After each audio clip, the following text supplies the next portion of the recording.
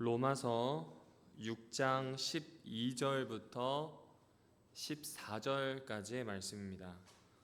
로마서 6장 12절부터 14절까지의 말씀입니다. 찾으셨으면 함께 읽어보도록 하겠습니다. 시작. 그러므로 너희는 죄가 너희 죽을 몸을 지배하지 못하게 하여 몸의 사욕에 순종하지 말고 또한 너희 지체를 불의의 무기로 죄에게 내주지 말고 오직 너희 자신을 죽은 자 가운데서 다시 살아난 자 같이 하나님께 드리며 너희 지체를 의의 무기로 하나님께 드리라. 죄가 너희를 주장하지 못하리니 이는 너희가 법 아래 있지 아니하고 은혜 아래 있음이라. 네, 오늘로써 제가 하는 로마서는 잠시 좀 멈추려고 합니다. 딱 반 왔는데 정비 기간이 필요합니다. 속된 말로 얘기하면 총은 있는데 총알을 조금 더 잘 채워야 될 것 같습니다. 그래서 이 9월달 둘째 주부터서는 조금 다른 본문을 가지고 나누도록 하겠습니다. 지금까지 로마서는 일단 6장에서 어느 정도 좀 정리가 되는 것 같아요.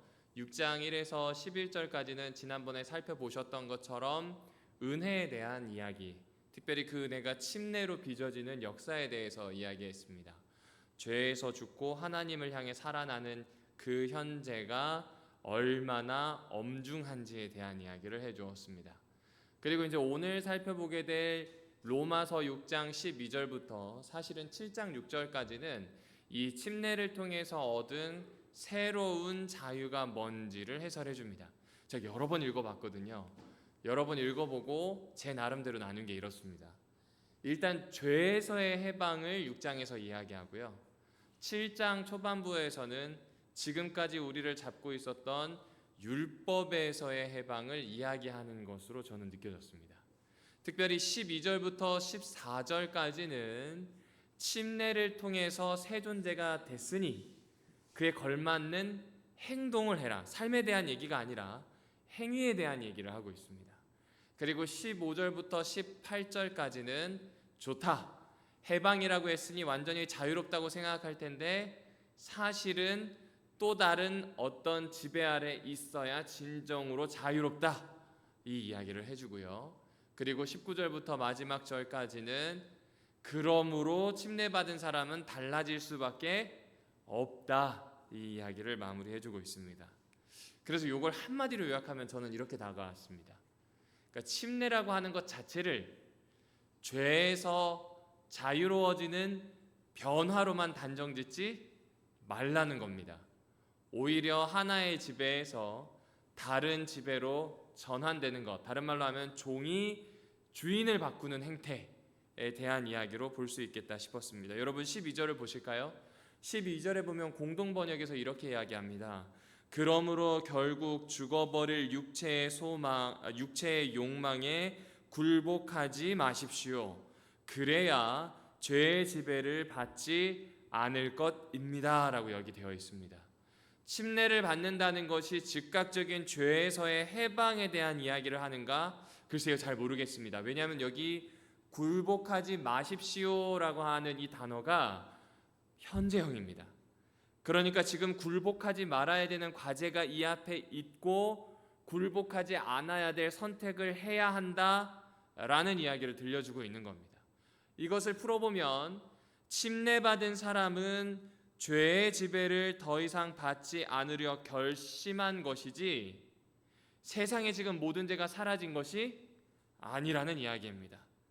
침례받은 사람은 자기 삶의 태도를 바꾼 것이지 세상이 바뀐 것이 아니에요. 침례받은 사람은 세상을 바라보는 눈이 바뀐 것이지 세상은 바뀐 것이 아니라고 하는 겁니다. 그러니까 지금 어떻게 보면 철저하게 침례받은 그 한 개인에게 집중하고 있는 것처럼 보입니다. 왜냐하면 우리가 지난 시간 살펴봤던 것처럼 침례는 사실 하나님의 구원의 은혜를 경험하는 겁니다. 과거에 대해서는 완전히 뒤로 하고 올 미래에 대해서 집중하는 것이 아니라 지금 당장을 살 수밖에 없도록 만드는 능력임을 보게 되었습니다.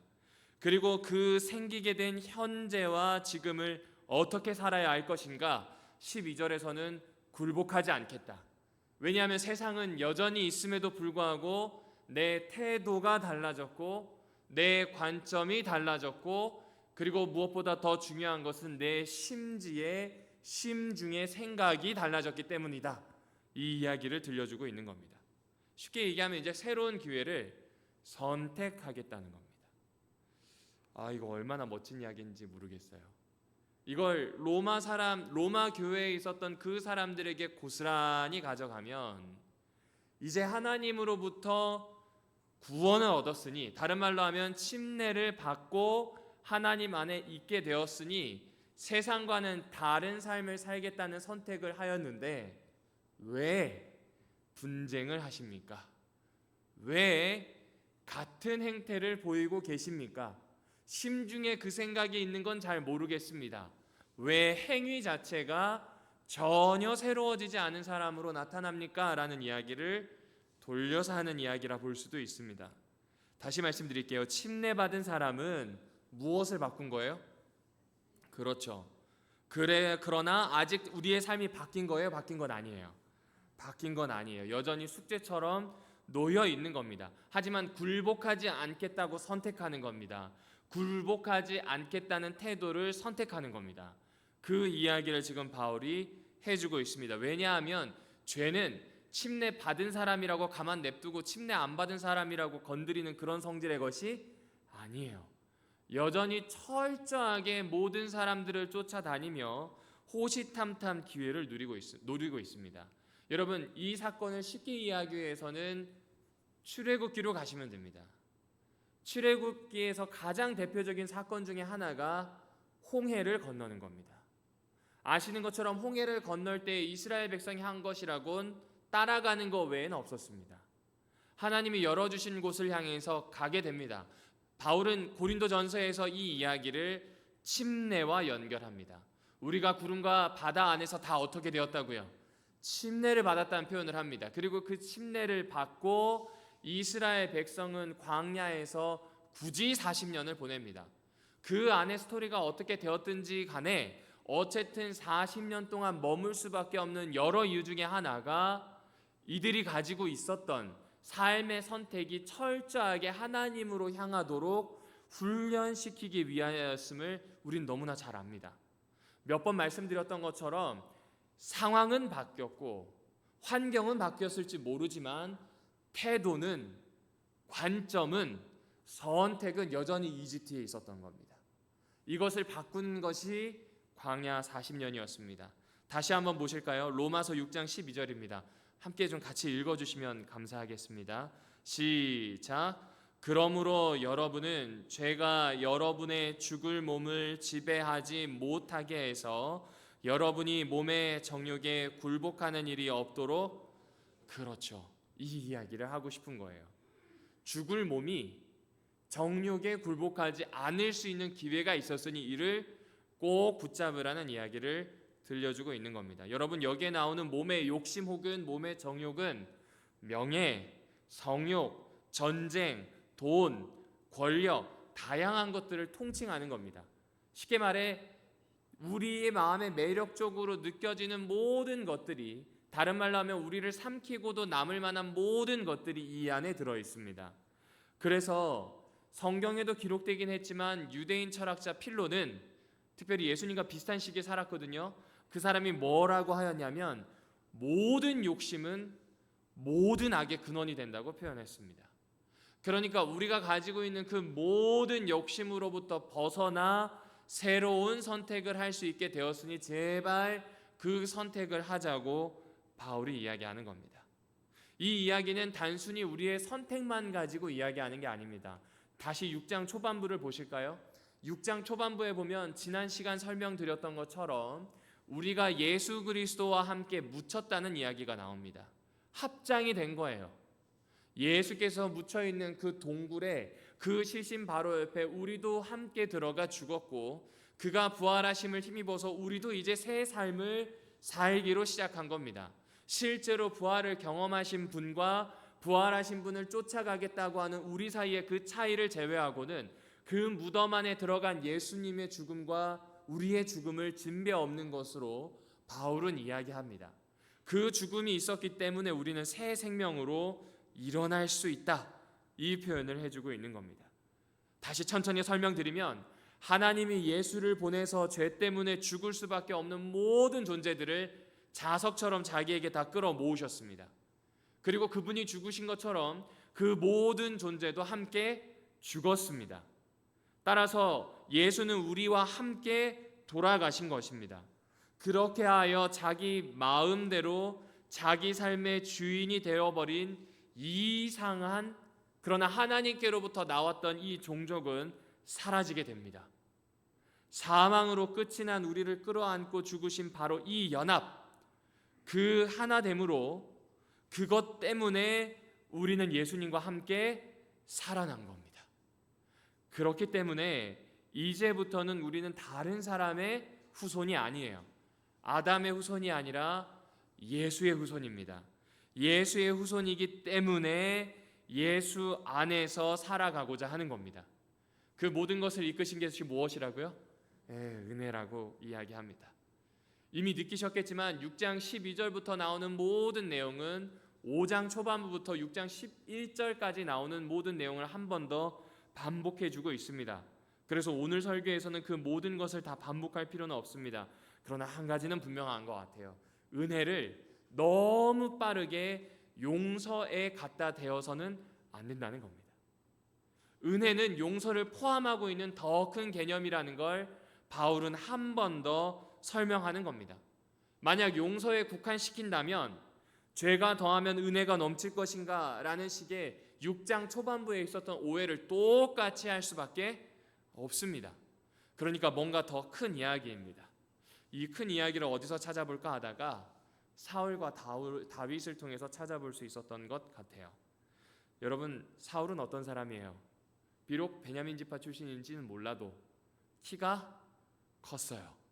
얼굴도 잘생겼죠. 정치력도 있었고요. 무력으로도, 그리고 더 중요한 건 백성을 사랑하는 마음에 있어서도 참으로 좋은 군주였습니다. 그런데 이 군주가 망하는 길로 접어들게 됩니다. 스스로를 책임지려고 했던 자신의 모습이 그대로 드러납니다. 스스로 책임진다는 것은 단순히 내가 내 삶을 주도하겠어요 라고 하는 걸 넘어선다는 걸 그의 삶을 들어보시면 알 겁니다. 여러분 잘 알고 계시는 것처럼 다윗이 골리앗을 쓰러뜨립니다. 그 무림매를 가지고 쓰러뜨리리라고는 아무도 예상하지 못했습니다. 골칫거리였던 골리앗을 쓰러뜨리게 되자 여인들과 아이들의 입에선 사울이 죽인 자는 천천, 다윗이 죽인 자는 만만. 야, 이거 너무 싫지 않나요? 엄마가 좋아, 아빠가 좋아 하는데 아빠라고 이야기할 때 엄마의 마음, 그 이상일지도 모르겠습니다. 그러니까 지금 분명히 내가 이 나라의 군주임에도 불구하고 나보다 더 큰 인물이, 더 좋은 인물이 나타났어요. 이 시기심이 그의 삶을 이제 송두리째 흔들기 시작합니다. 늘 불안에 살았던 것 같아요. 그 불안에 살았던 모습이 너무나 극심해졌는지 결국 악령에 시달렸다고 이야기합니다. 악령에 시달릴 때마다 그 건장한 팔로 창을 가지고 다윗을 성벽에다가 꿰려고 하는 시도를 몇 번이나 했을지 우리는 잘 모르겠습니다. 그러나 매번 다윗은 그를 위해서 음악을 연주했습니다. 자신이 왕의 부마임을 잊지 않도록 했습니다. 하지만 그것도 성에 차지 않았는지 이제는 죽이겠다고 하는 이 계획을 공공연하게 가족들에게 드러냅니다. 별 수 없이 궁을 떠난 다윗은 이곳저곳 황무지를 떠돌아다니게 됩니다. 사울은 성경에 기록된 것만 2번의 추격대를 꾸립니다. 그리고 그 추격대를 꾸리고 갔을 때 다윗은 단 한 번도 왕을 해하지 않습니다. 이유가 뭘까요? 하나님이 기름 부었으니 하나님의 책임이에요. 사울은 내 인생을 하나님이 해주셨음에도 불구하고 내 인생의 불안 요소를 하나님에게 맡기는 게 아니라 누가 책임지려고 했어요? 자기가 책임지려고 한 겁니다. 성경에 보면 특별히 세 번역에 잘 나타납니다. 그때마다 미안하다. 정확한 표현이에요. 왕이 신하에게 미안하다 2번이나 이야기합니다. 2번째 추격이 실패로 끝나고 돌아가는 길에 블레셋이 쳐들어왔다는 이야기를 듣게 됩니다. 사울은 그때 자신의 병장기를 챙기고 자신의 사람들을 챙겨서 블레셋과 전쟁을 하게 됩니다. 그 장면이 바로 사무엘상 31장에 나옵니다. 그런데 이 장면이 너무나 슬픈 것은 제가 빨간색으로 칠해둔 부분입니다. 여러분, 싸움의 양상이 이스라엘에게 전혀 유리하게 돌아가지 않습니다. 수세에 밀립니다. 수세에 밀리게 될 뿐만 아니라 화살이 정확하게 왕이 누군지를 압니다. 그리고 그 왕을 쫓아가 중상을 입힙니다. 이제 사울에게는 희망이 없어 보여요. 이미 하나님으로부터 버림받은 것 같고요. 이미 나는 중상을 입어서 이동할 수도 없고요. 전쟁의 양상은 기울었습니다. 그래서 옛날 왕들은 자기 옆에 이 병장기를 들고 다니면서 호위할 뿐만 아니라 무기를 바꿔주던 소년이 꼭 하나 있거든요. 이 친구는 사실 왕 바로 옆에 있기 때문에 왕의 신복이자 왕과 가장 친밀합니다. 그에게 뭐라고 얘기하냐면 자신을 죽여달라고 이야기하죠. 그러나 어쩌면 이 병장기를 들었던 소년은 다윗에게 배웠는지 모르겠어요. 왕을 손대지 못합니다. 왕은 이제 어떻게 해요? 칼을 거꾸로 세우고 가슴을 대고 혼자 그 위에 쓰러집니다. 이를 보고 병장기를 가지고 있던 그 소년도 똑같은 방법으로 죽었는지 모르겠어요. 이때 그의 아들 아꼈던 장군들 모든 사람들이 그날 다 함께 죽게 되었습니다. 수세에 몰리게 되었고 자신이 할 수 있는 모든 방법을 다 사용해서 진력하고 나니 남는 것이 아무것도 없으므로 이제 스스로 끝내버린 겁니다. 그런데 다윗은 좀 달랐습니다. 여러분, 이 장면은 사무엘상 30장에 나오는 장면입니다. 다윗은 떠돌이로 살았습니다. 떠돌이로 살았고 그와 함께 있는 모든 사람들도 군인으로 훈련되었긴 했지만 사실상은 온당하지 않은 사람들입니다. 그러나 그들과 함께 다니면서 점점점 군주가 무엇인지를 배워갔는지 모르겠어요. 이제 도망치다가 시글락이라고 하는 성읍에 들어갑니다. 사실은 작은 마을일 겁니다. 그 마을에서 가족들이 잠시 기거하도록 하고 먹을 것을 구하러 갔는지 혹은 대신 싸움을 싸워주러 나갔는지 3일 만에 돌아옵니다. 3일 만에 돌아온 시글락은 손님이 찾아왔어요. 좋지 않은 손님이에요. 이스라엘을 처음부터 끝까지 괴롭혔던 아말렉의 후예들입니다. 그들이 쓸만한 것들은 다 가져가고 쓸모없는 것들은 이렇게 다 태워버렸습니다. 여기서 쓸만한 것이란 여자와 아이, 쓸모없는 것이란 노인과 집과 성읍입니다. 다 태워버렸습니다. 이때 어떤 일이 있었는지 아십니까? 이때 다윗의 두 아내도 포로로 잡혀갑니다. 여러분, 포로로 잡혀가서요, 이틀이면 어떻게 됐는지 찾을 수가 없어요. 어디로 팔려갔을지도 모르고 이미 어떻게 됐을 가능성이 매우 큽니다. 그러니까 다윗뿐만 아니라 이때 함께 있었던 모든 전사들은 울 수밖에 없었을 겁니다. 어떻게 울었는가? 힘이 빠질 때까지 웁니다. 그런데 울다 보니까 부하들이 화가 머리 끝까지 치민 거예요. 여러분 한번 생각해 보세요. 사울을 잡을 수 있는 적어도 2번의 기회를 스스로 날려버린 나의 지도자, 그를 쫓아서 더 도망쳐서 이스라엘의 국경을 벗어나 시글락까지 왔는데 얻은 것이라곤 나의 자녀와 나의 아내가 포로로 잡혀가서 행방도 몰라요. 울다 보니 화가 나요. 그래서 성경에 보면 뭐라고 이야기하냐면 안 되겠다, 다윗 저거 돌로 치자. 희한하죠? 사울 옆에 있었던 사람은 하나님의 사람이라 건들지 않는데 하나님의 사람 다윗 옆에 있었던 사람들은 다윗이 하나님의 사람임에도 불구하고 쳐 죽일 계획을 합니다. 다윗이 지금 어떻게 된 거예요? 큰 공경에 처한 겁니다. 사울이나 다윗이나 똑같이 곤경에 처했고 사울도 울었을 것이고 다윗도 울었을 것인데 두 사람의 울음은 정말로 현실 자체를 너무나 극복하기 힘든 상황에서 터져나오는 서름이었을 겁니다. 여러분, 너무 고통스러우면 눈물도 안 나와요. 그런데 기진할 때까지 울고 나면 좀 풀립니다. 그런데 이 상황은 그럴 상황도 아니에요. 오늘 본문에서처럼 올 수밖에 없는 상황이 한 번 더 있죠. 다윗의 경우를 조금 더 보시면 이해가 되실 겁니다. 하나님이 분명히 일해 주신 것 같은데 이거 이해가 안 되는 일이에요. 우는 거 외에는 할 수 있는 게 없습니다. 다윗을 한번 보십시오. 골리앗을 죽이고 국민 영웅으로 등극합니다. 시기를 받아서 쫓겨나긴 했지만 사람이 쫓아왔습니다. 그가 다니면서 했던 모든 일들은 거의 전설에 가깝습니다. 그리고 이 사람은 지금 시글락까지 흘러 들어갔습니다. 굳이 블레셋과 이스라엘의 관계를 이야기하자면 임진왜란이 터졌을 때 조선과 외나라라고 생각하시면 됩니다. 임진왜란이 터졌을 때 부산포에서 굳이 배를 타고 대한해협을 건너서 대마도나 아니면 일본까지 건너가야 될 이유가 있을까요? 차라리 죽고 말지 그렇게 하는 선택은 안 할 겁니다. 그러니까 어떤 선택을 했는지 이미 눈치를 채셨을 거예요. 할 수 없는데 해야 될 수밖에 없는 선택, 죽을 줄 알지만 별 수 없이 죽는 곳이 유일하게 살 수도 있겠다는 요만한 희망을 가지고 간 곳에서 모든 것이 사라진 겁니다. 이게 다윗의 현실입니다.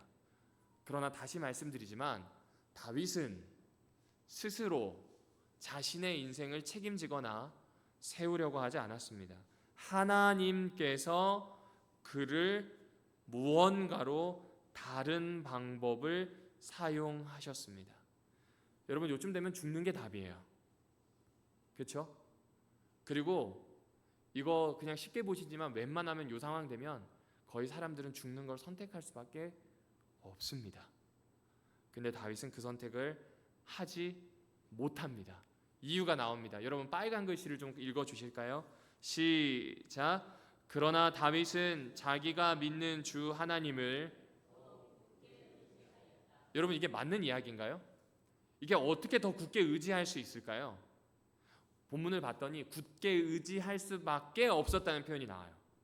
그러니까 이게 무슨 얘기냐면 하나님을 내가 의지하는 게 아니라 그 상황 되어서 그냥 꼭 붙들고 있을 뿐이지 이건 의지하는 게 아니에요. 사실상 그냥 하고 있는 것뿐이지 이걸 하나님을 굳게 의지했다고 볼 수 없습니다. 그런데 다르게 또 해석할 수 있습니다. 그것이 바로 무엇이냐면 시편에 나오는 내용입니다.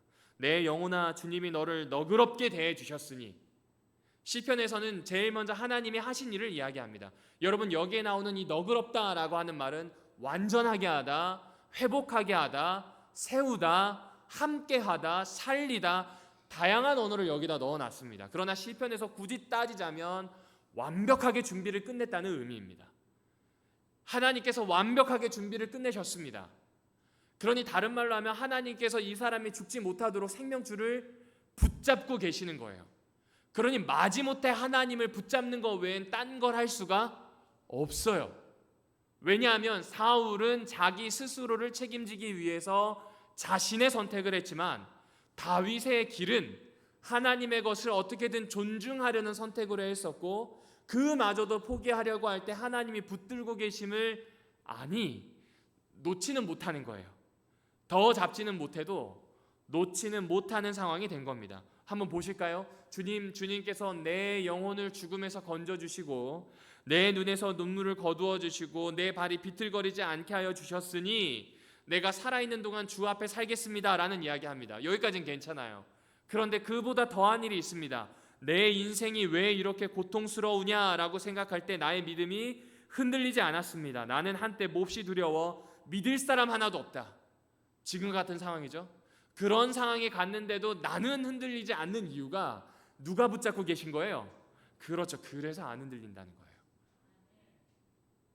이건 하나님께서 모든 걸 결정했으니 우리의 자유의지와 반한다는 게 아니라 그 하나님을 알고 하나님과 동행했기에 그 하나님께 반응하기로 더 꼭 지지는 못하지만 더 하나님을 꼭 붙들지 못하지만 그 하나님께 반응은 하기로 선택을 했다는 이야기입니다. 사실상 처절한 모습을 보여주는 것입니다.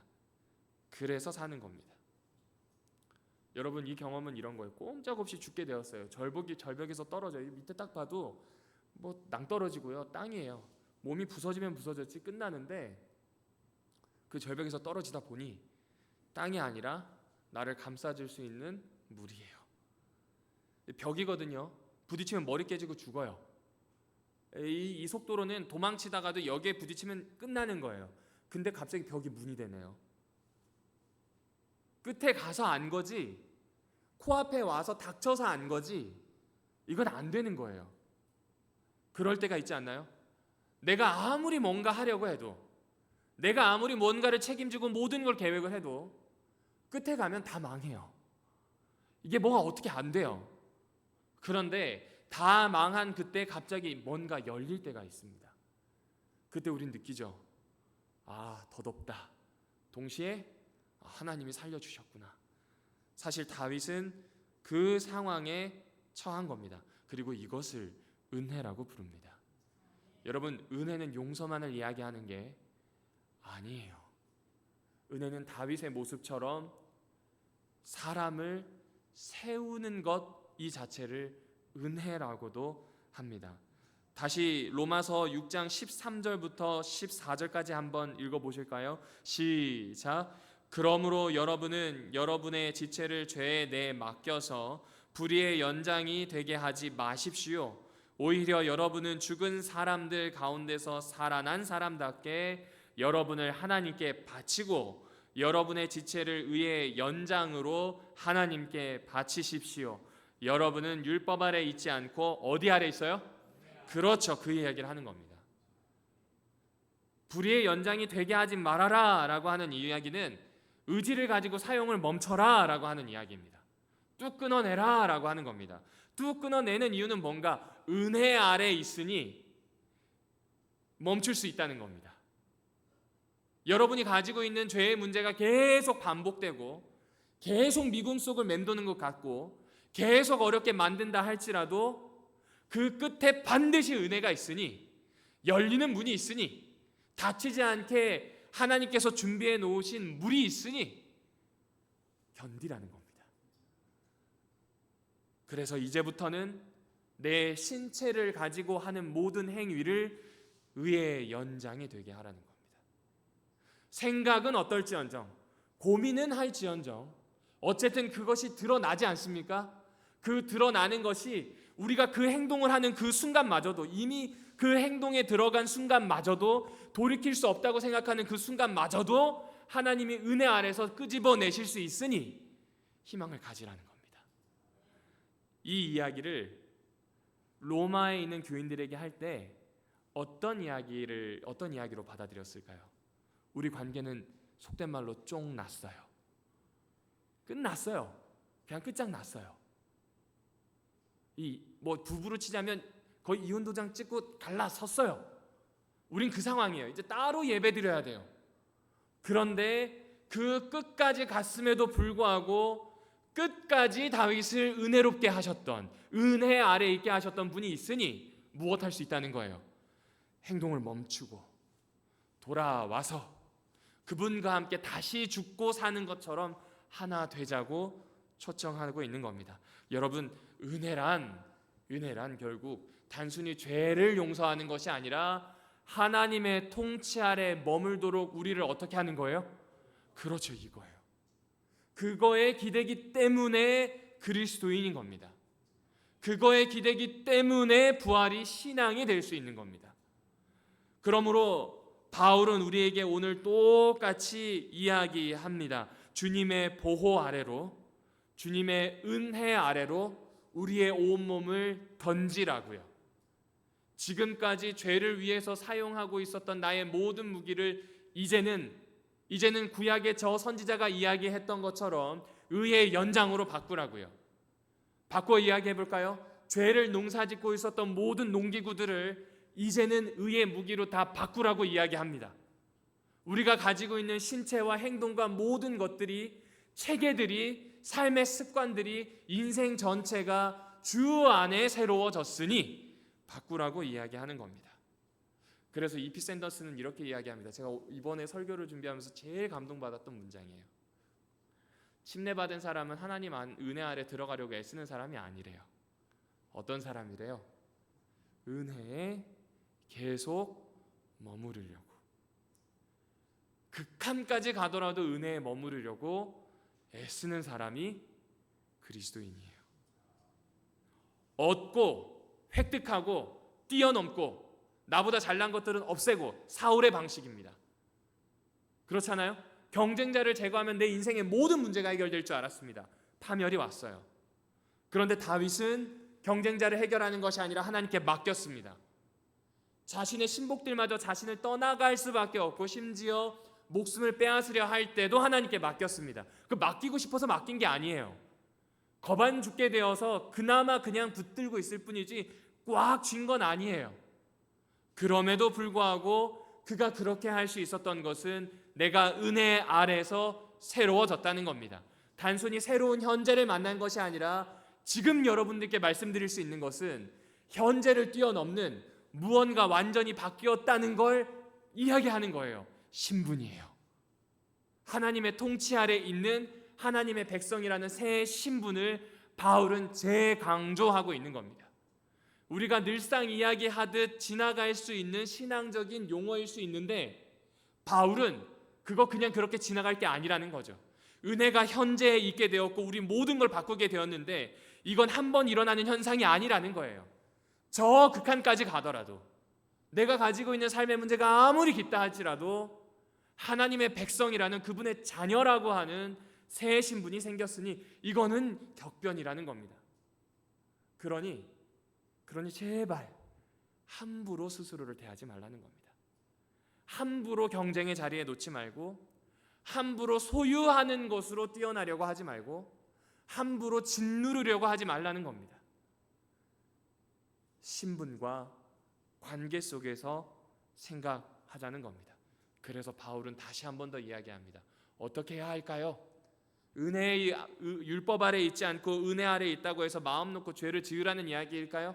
그렇게 하면 안 된다는 거예요. 완전히 바뀌었으니 이건 전혀 상관없는 얘기인데 왜 지금 이걸 끌고 오냐는 거죠. 이거는 그냥 은혜를 죄 용서받는 혹은 죄가 이만큼이면 은혜는 요만큼 크다라고 하는 양적인 이야기가 아니라는 걸 보여주는 겁니다. 왜냐하면 우리는 그 크신 은혜 아래서 신분이 완전히 바뀌는 새로운 은혜 아래 있기 때문입니다. 바울은 그 이야기를 해주고 있습니다. 그래서 17절과 18절은 이어집니다. 바울이 신약 성서에서 유일하게 감사를 이야기하는 부분이에요.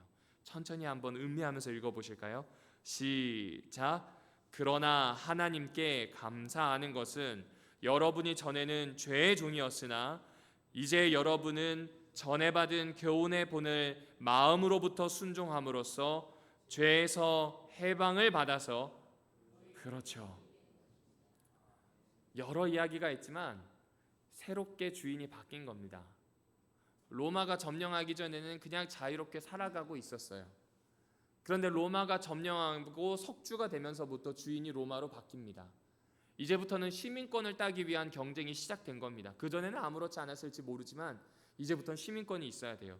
그 생각을 가지고 있는 로마 사회의 사람들에게 완전히 새 것의 시민권이 생겼다는 이야기는 새롭게 들렸을 거예요.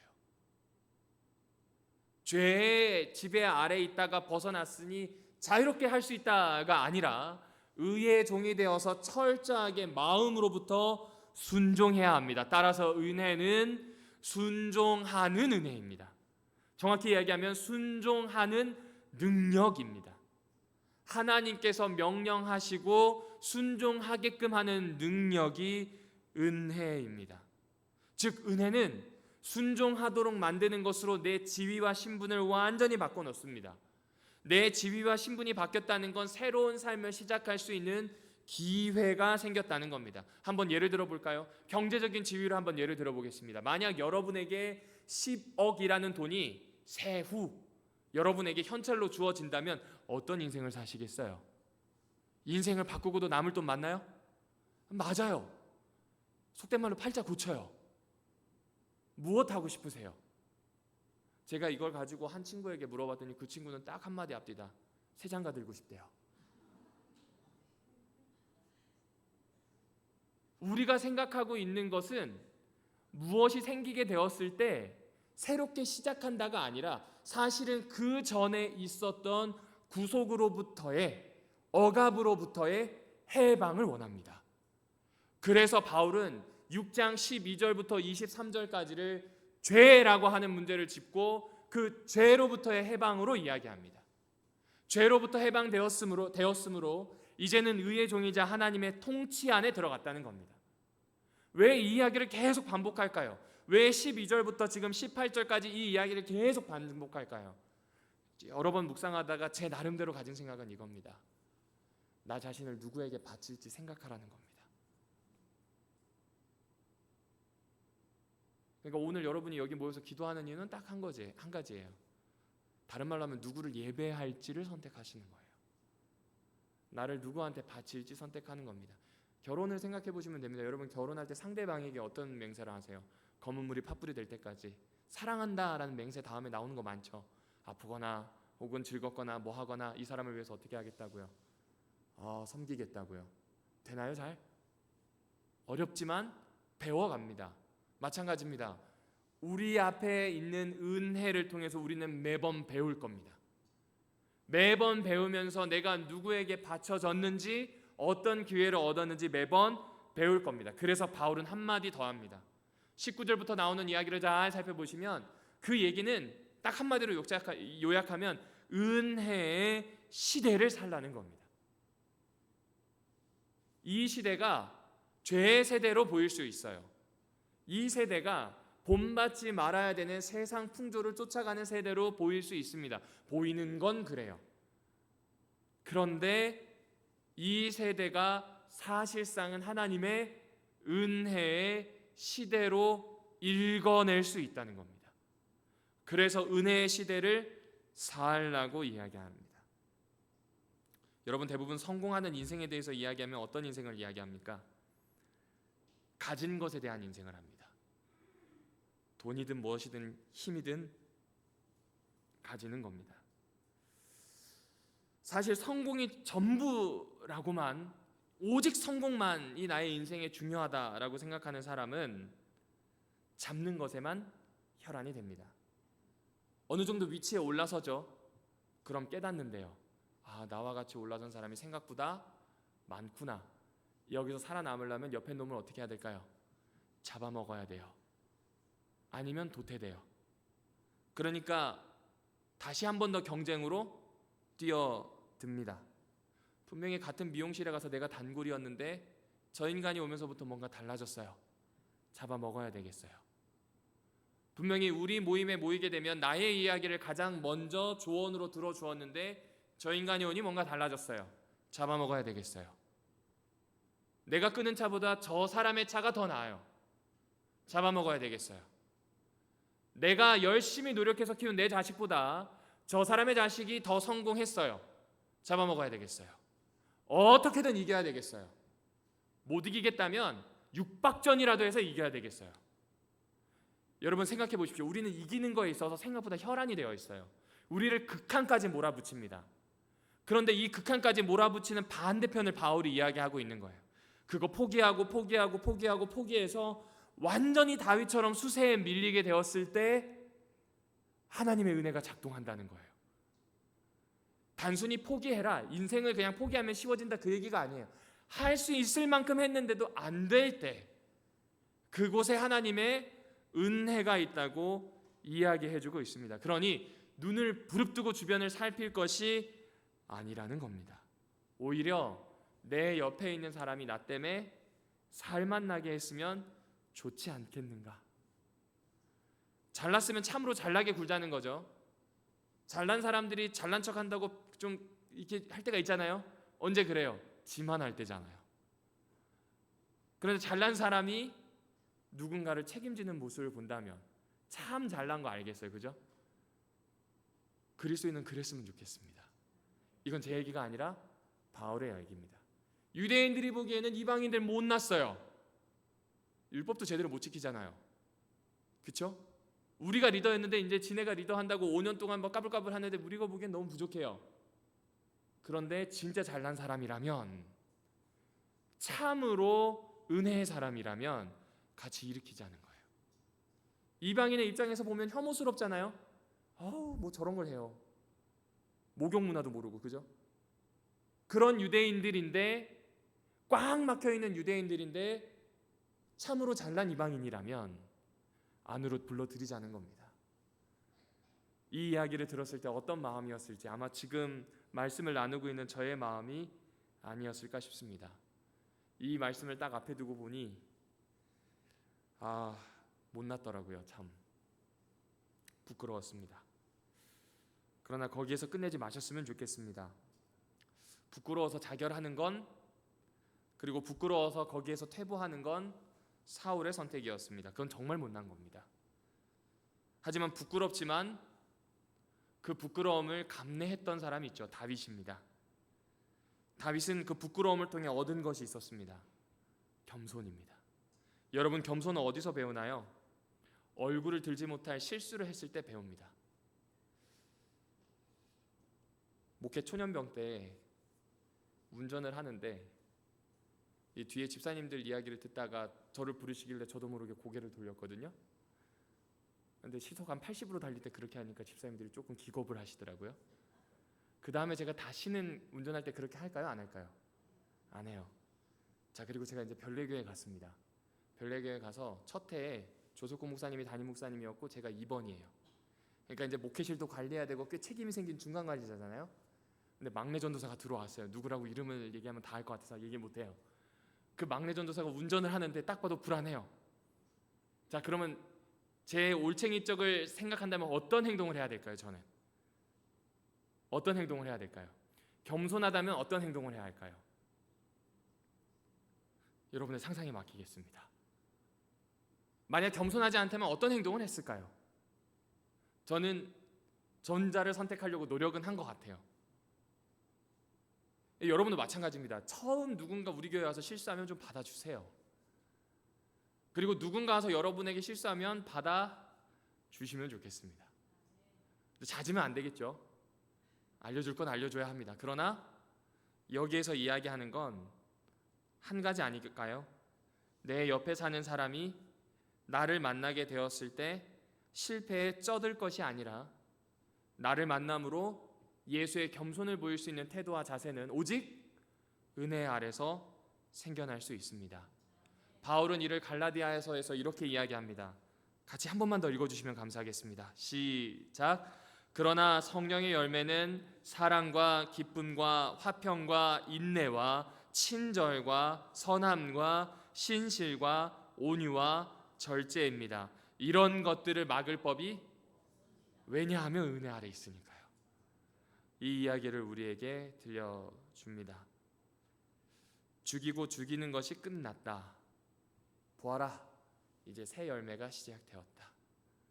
이게 우리에게 놓여져 있는, 새로운 신분 앞에 놓여져 있는 열매에 대해서 소개해주고 있습니다. 은혜의 시대란 무엇일까요? 다시 말씀드리지만 하나님이 주신 지위와 기회를 선용할 수 있는 시간들입니다. 절대 실패로 끝나지 않을 겁니다. 은혜를 받았으니 난 다 했다, 가만히 있어야지, 여기에 머무실 분은 안 계실 것 같아요. 바울의 이야기에 귀 기울여 주신다면 아마 새로운 삶의 기회, 말씀대로 살고 볼 수 있는 기회를 얻게 될 것입니다. 갈라디아서 5장 24절부터 26절에 나오는 것처럼 바울은 도덕성에 대해서 이야기하지 않습니다. 그것보다 더 큰 것, 운명을 바꾸는 것에 대해서 이야기합니다. 죽고 사는 문제에 대해서 이야기하고 있습니다. 그 죽고 사는 문제에 은혜로 오신 예수 그리스도의 영을 신뢰하고 동행하라고 초청하고 있습니다. 그러니 여러분, 참으로 우리 성도 여러분 각자에게 주어진 새 인생을 살아내 주십시오. 참으로 위대하게 살아 주십시오. 사사롭고 조그만 것에 붙잡혀서 밤낮 후회나 하고 혹은 안심이나 하려고 드는 좁은 삶이 아니라, 경쟁이나 하고 성질이나 부리고 원망하는 그런 삶이 아니라 새로운 삶을 살았으면 좋겠습니다.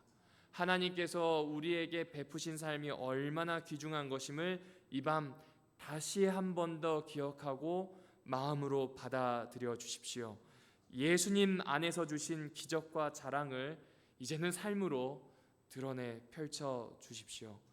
그렇게 예수를 믿는 명예를 누리기를 예수님의 이름으로 축복하며 오늘 말씀을 줄이도록 하겠습니다.